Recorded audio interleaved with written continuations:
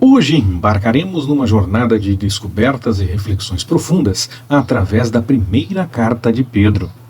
As palavras desse apóstolo mostram o poder de tocar nossa vida dentro do pensamento cristão de maneiras surpreendentes. Então, prepare seu coração para uma experiência de fé e aprendizado. Claro, contamos com seu like nesta mensagem, que começa logo depois da vinheta.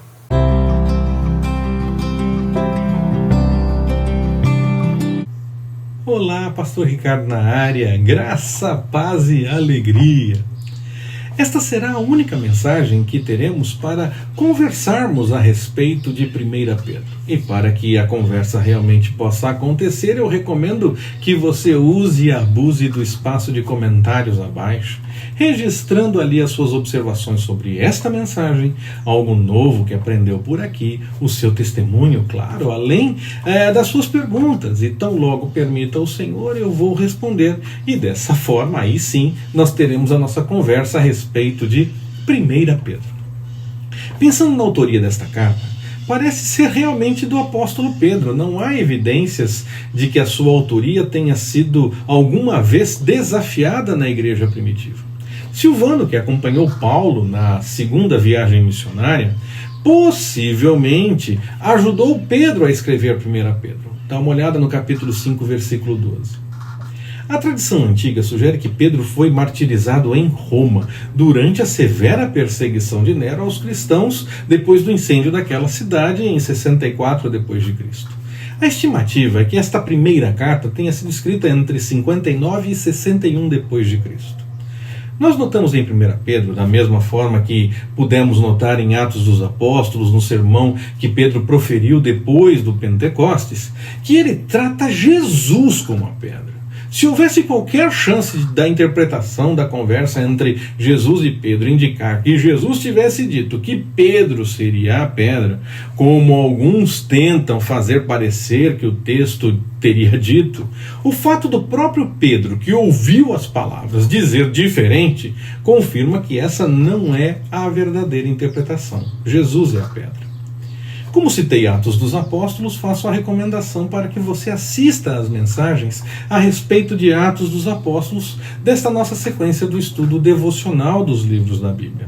Porque aí você pode acompanhar mais detalhes a respeito do contexto histórico desta carta, principalmente na primeira mensagem a respeito de Atos.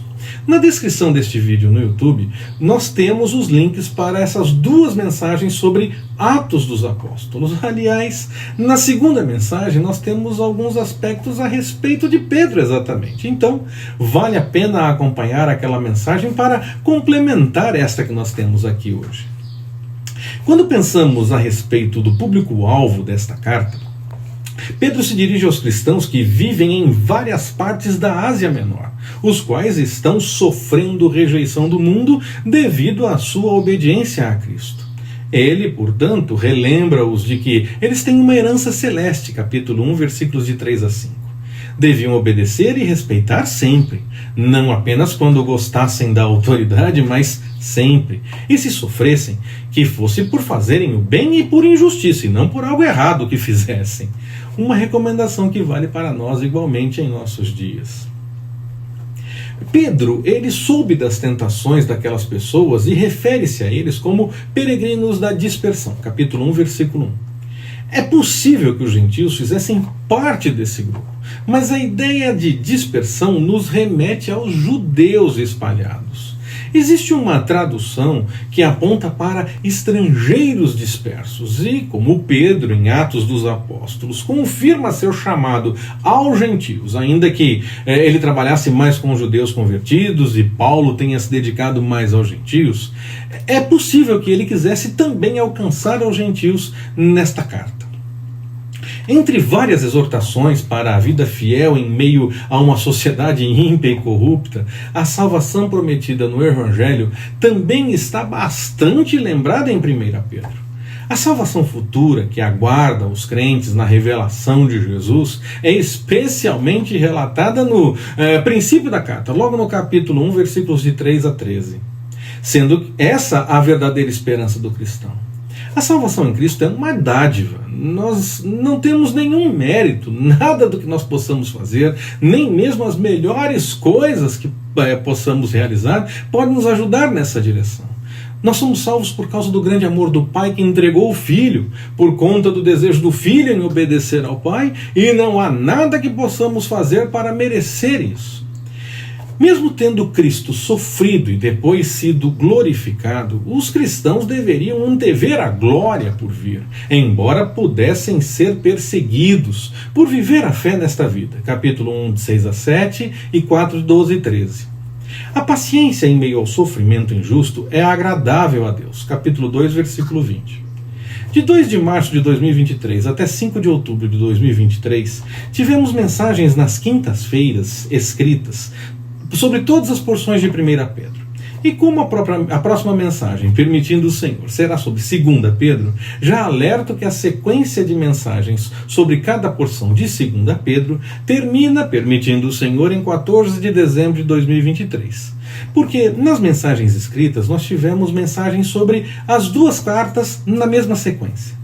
Na descrição do vídeo no YouTube, temos o link com a pesquisa já mostrando a lista de mensagens a respeito de Pedro que nós escrevemos, caso você queira mais informações sobre essa carta.